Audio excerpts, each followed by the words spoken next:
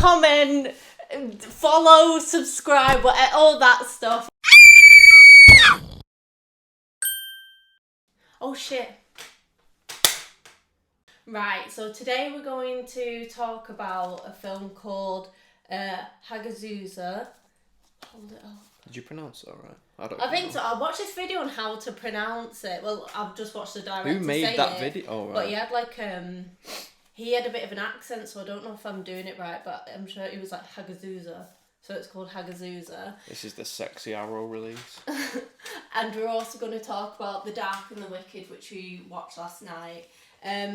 Hagazussa is set in the 15th century, and The Dark and the Wicked is set in modern times. The reason I wanted to do these two together is because one, we've watched them both recently, and two, I feel like they both got a lot of similarities in their theme. They're both very nightmarish films that kind of like, they kind of play to your fears and like creep up on you. Okay, we're going to do this without spoilers. The reason I think they're similar is I think they have similar themes, and I think they both kind of end in a similar tone. I'm not going to give any spoilers away because that's really new, and I don't think many people will have seen the Hagazussa, and I think... Hagazussa. And I hag, think... innit? Like a witch, a hag. And I think it's really good. You know what? I feel like Hagazussa is Midsommar done right. What? I do. What are you talking about? I feel like they were very similar. How? Like, it's hard without giving anything away, but I feel like the kind of messages and themes it has, and it is like a bit of a strange one. Midsommar Wishes. No way. Yeah, like I feel like it did it better.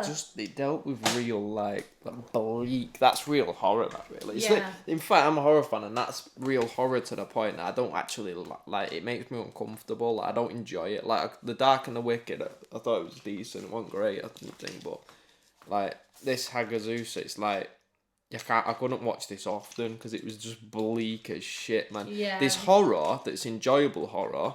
Yeah, where you're like, oh, and like screaming and stuff. No, not even like that. Like, you can have a deep film, like Hereditary. The Hereditary's not deep, but you can have like a more not jump scared film where it just creeps up on you, and that's enjoyable. Yeah. Or you can have dumb shit like Jason and Freddy and shit that's just daft, and that's enjoyable. But then this, like, and there is slow burns that are enjoyable as well, like, and art films that are enjoyable, art house. But this is like this was very arty, bleak, man. Very arty. And that's where it captured the horror for me. Like, it was just dark. It didn't try and give you any sort of relief. You know what I mean? It's just dark as fuck, and it's a good. It's very real. I think of what that. Yeah, there's some art stuff going, but I feel like it's very real take on how probably people were in that time. It's horrible, man. Makes me glad to be in the modern age. But I suppose they'd say they were in the modern age, but it just makes me glad that I'm not living like that, because it's fucking horrible. Yeah, because it shows, I think it shows like the unfairness that life can have, like, and how some things are just not in your control, and sometimes you are just dealt a bad hand. With The Dark and the Wicked, this one, I feel like it has strong like themes, like family themes running through it. I think everyone could kind of relate to it. Like, I didn't pick up anything in this film. I thought it was just quite bare bones. It did well to like creep up and stuff, and like had little moments, but I don't know. I didn't expect a lot from it, and I didn't take a lot from it. But I don't know. I just didn't. It crept up on me and stuff, and there was points like the guy made The Strangers. Who made it? I think The Strangers is a much stronger film for sure. It used a lot of the same kind of scare tactics. And I'm surprised I'm saying that, because I usually much prefer paranormal stuff. But I don't know. Thing is, it did get to you, because there was times we were like proper like. Well, the premise, isn't it? It's better. On the sofa. No, times you were. Yeah. There's you worse than me. The premise was good though, because it was brother and sister dynamic instead of a couple as usual. Yeah. And there weren't any children in it or anything like that. They've no spoilers obviously, but they visit in the moment in a farmhouse, and the dad isn't well, and things start to go off from there. So take a turn for the worse. Yeah, so it's a brother and sister who are in the house, And it's interesting. Yeah. Vibe to me that was low budget, and that's not necessarily a I bad. like that. No, but that isn't a bad thing. But it's just there was some things that made it look low budget that shouldn't have even been there. I don't think like when that. Don't give it away. Oh no! But there's a scene in the shower, and the. Oh yeah, why of the do that? Some of the special effects, and it didn't even need it. Yeah, it'd have been scarier without it. In horrors, I feel like horrors are kind of the scariest thing about them is kind of the suspense and not knowing what's going on and not knowing what that's a Hitchcock thing. The bad thing is because once you know what it is, there's a quote it becomes from Hitchcock. so much less Can't scary. remember what it is. There's a quote from him. I'm gonna have to try and find. Yeah, I think less is more in most horror films. It's not the scare; it's the build to the scare. Full on. I do think that one held a lot of the growth. There were a few bits where it was like, oh fuck's sake, that wasn't very good. But it does stay very eerie throughout it all. You're always scared of when nighttime hits. You're like, oh no. With Hagazussa, solid film that. It was a solid film. When I think back now, I could watch it again. It was solid, but it's not one you'd want to watch often. But it's a solid film. That it's really for what good. it knows what it wants to be, and it does it right. Yeah, it doesn't flip and flop. Don't compare it to anything like that. The way Midsommar did. Not in the slightest. I feel like this film and Hagazussa, I feel like they're similar in their approach. I feel like they both have an eeriness about them. When did that have any of them eerie bits, Hagazussa? You don't think Hagazussa was eerie? Nah. Really? You didn't feel any creepiness or impending doom? Nah. I just felt just pure bleakness all the way through it. Like she was getting life was just tearing her apart. There was no nothing in that to me was horrifying in the way that film was in the slightest. I feel like that's more in your face, but I feel like Hagazussa was more subtle. It was just sad to me, but the words, like the first part and of, that's sad. like the first part of. I feel like you've not got the deeper meaning of that one. There isn't. This one's certainly more dramatic and more about the kind of jump scares and things like that. I don't think there was any message.